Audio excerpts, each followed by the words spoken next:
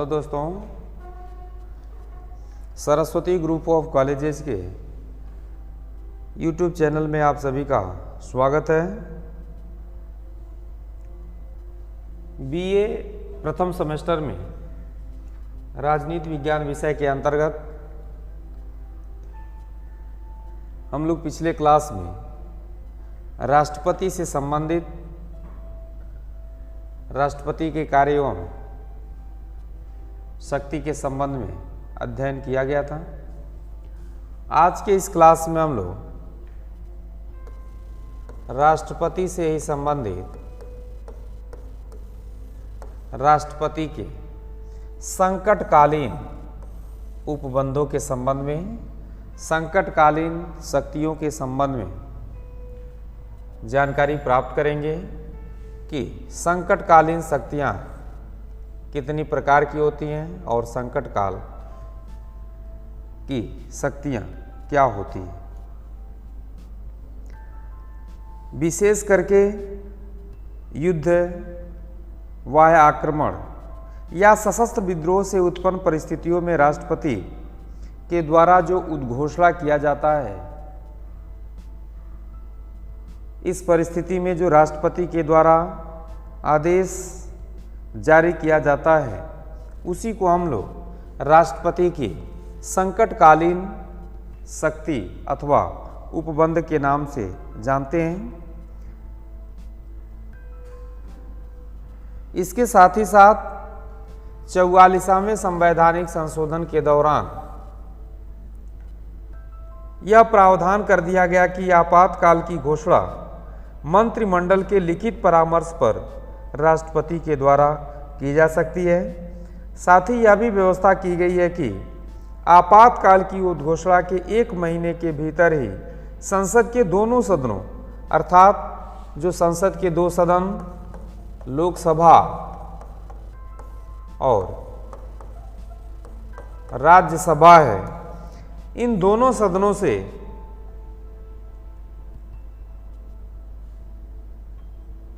अनुमोदन कराना आवश्यक होता है। तो इस प्रकार से भारत के राष्ट्रपति के संकटकालीन उपबंध, और ये जो उपबंध है इसका जो उल्लेख है हमारे संविधान के भाग 18 में किया गया है, अनुच्छेद नंबर 352 से लेकर के 360 तक। तो इसको भी आपको याद रखना है कि राष्ट्रपति के संकटकालीन उपबंध जो है वह भाग 18 में 352 से लेकर के 360 तक किया गया, जिसमें सबसे पहला जो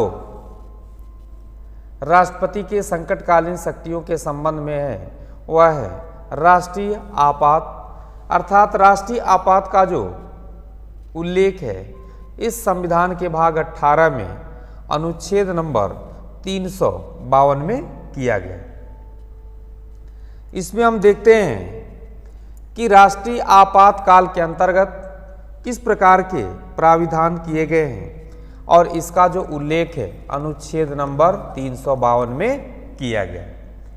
संसद के दोनों सदनों के द्वारा 2/3 बहुमत से 6 माह के लिए उक्त आपात को एक बार बढ़ाया जा सकता है।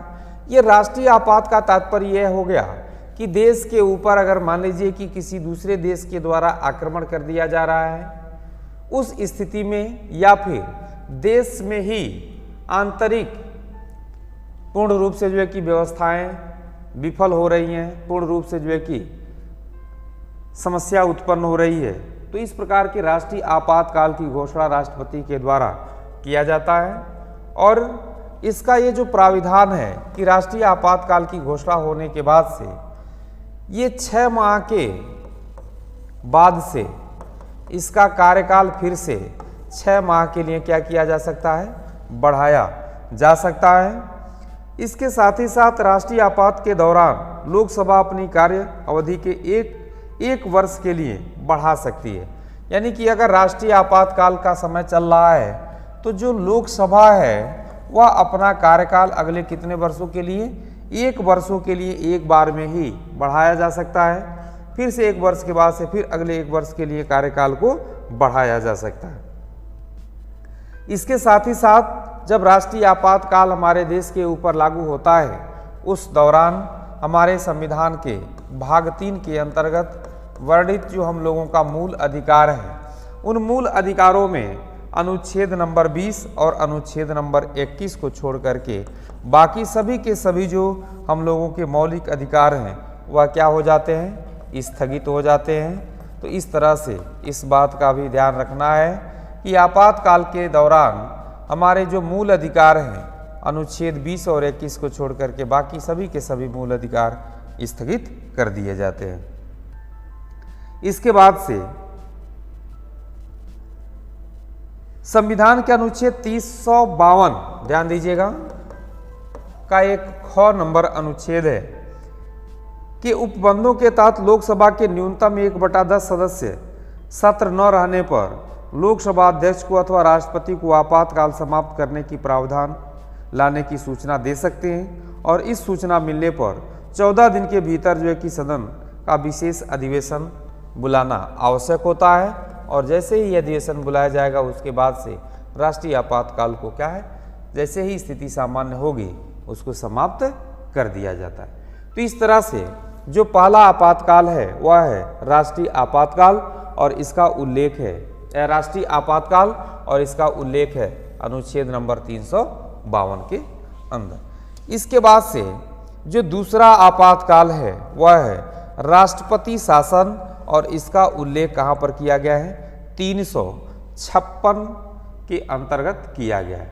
राष्ट्रपति शासन का तात्पर्य यह है कि अगर मान लीजिए कि भारत के अंदर जितने भी राज्य हैं उन सभी राज्यों में किसी भी राज्य की संवैधानिक व्यवस्थाएं क्या हो जा रही हैं, विफल हो जा रही हैं, वहाँ पर जो सरकार है उस सरकार का गठन नहीं हो पा रहा है, तो इस स्थिति में क्या होता है कि राज्यपाल महोदय के द्वारा राष्ट्रपति से उस राज्य में राष्ट्रपति शासन लागू करने की मांग की जाती है और राष्ट्रपति महोदय के द्वारा उस राज्य में राष्ट्रपति शासन को लागू कर दिया जाता है। तो इस तरह से जो दूसरा राष्ट्रीय आपातकाल है, जो दूसरा आपातकाल है वह है राष्ट्रपति शासन। राष्ट्रपति शासन के अंतर्गत कह रहा है कि राज्यपाल के प्रतिवेदन पर या अपने विवेक से किसी भी राज्य में संवैधानिक व्यवस्था विफल होने पर संवैधानिक तंत्र की विफलता के कारण घोषित कर दिया जाता है। राष्ट्रपति की इस घोषणा का संसद द्वारा 2 माह के भीतर साधारण बहुमत से अनुमति होना भी आवश्यक होता है। यदि राष्ट्रपति महोदय के द्वारा मान लीजिए कि उत्तर प्रदेश में राष्ट्रपति शासन को लागू कर दिया गया है तो यह 2 माह के अंदर इसको अनुमोदन कराना होगा कि हाँ वास्तव में यह संवैधानिक व्यवस्था विफल हुई है और यहाँ राष्ट्रपति शासन लागू होना चाहिए। राष्ट्रपति शासन की अधिकतम अवधि भी 3 वर्ष होती है, यानी कि राष्ट्रपति शासन किसी भी राज्य में 3 वर्ष से अधिक नहीं लगाया जा सकता है। निर्वाचन आयोग के द्वारा यह प्रमाणित करने पर कि राज्य में चुनाव के लिए अभी परिस्थितियां अनुकूल नहीं है या राष्ट्रीय आपातकाल रहने पर या फिर राष्ट्रपति शासन की अवधि 3 वर्ष से भी आगे बढ़ाई जा सकती है। मैक्सिमम 3 वर्ष है, लेकिन अगर मान लीजिए चुनाव आयोग के द्वारा ये कहा जा रहा है कि अभी चुनाव कराना संभव नहीं है तो फिर से जो है कि राष्ट्रपति शासन के कार्यकाल को क्या कर दिया जाएगा, बढ़ा भी दिया जाएगा। संवैधानिक तंत्र की विफलता के लिए घोषणा प्रत्येक राज्य में अलग अलग करना आवश्यक होता है। अगर एक ही साथ घोषणा होगी तो वह किस प्रकार का आपातकाल हो जाएगा, राष्ट्रीय आपातकाल हो जाएगा। तो अगर मान लीजिए कि कई राज्यों में मान लीजिए कि राष्ट्रपति शासन लागू करना है तो अलग अलग राज्यों के लिए अलग अलग घोषणा की जाती है और इसका जो उल्लेख है वह अनुच्छेद नंबर किसमें किया गया है, 356 के अंतर्गत किया गया है।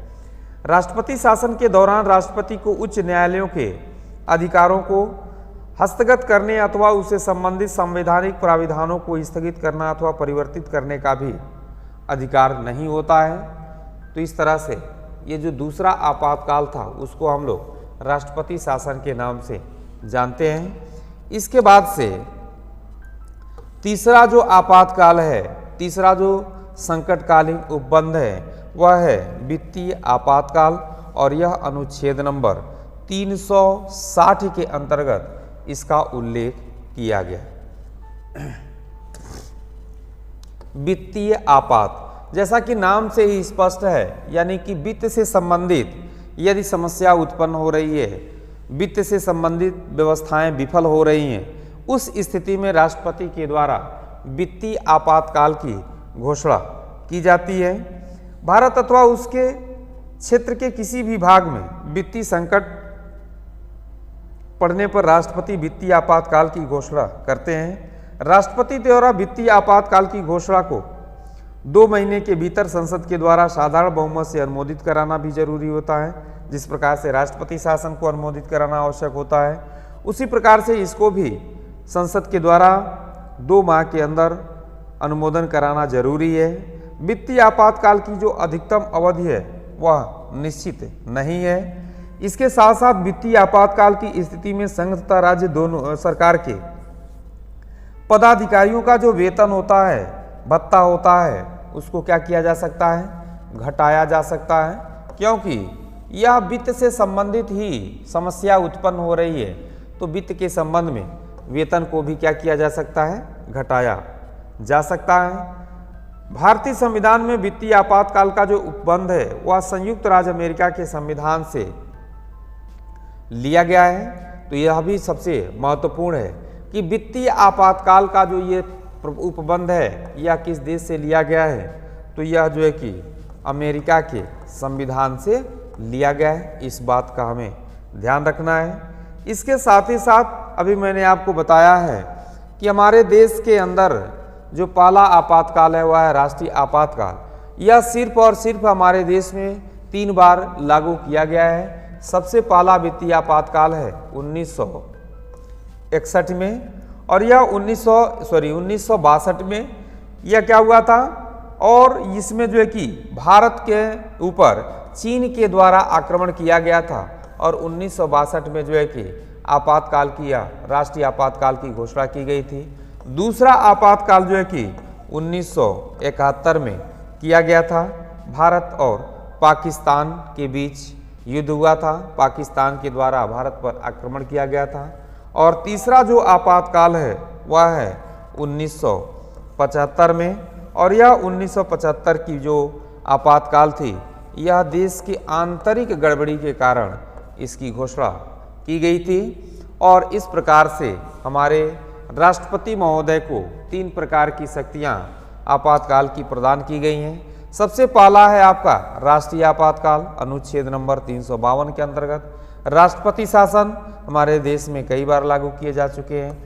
उसके बाद से जो है कि वित्तीय आपातकाल जो अनुच्छेद नंबर 360 होता है, इसका घोषणा अभी आज तक जो है कि कभी भी वित्तीय आपातकाल हमारे देश के अंदर नहीं लगा हुआ है। तो इस तरह से हमारे देश के राष्ट्रपति को संकटकालीन से उपबंध हैं वह 3 प्रकार के हैं, जिसका उल्लेख जो है कि किया गया। इसका जो उल्लेख है वह आपातकाल का उल्लेख हमारे संविधान के भाग 18 में किया गया।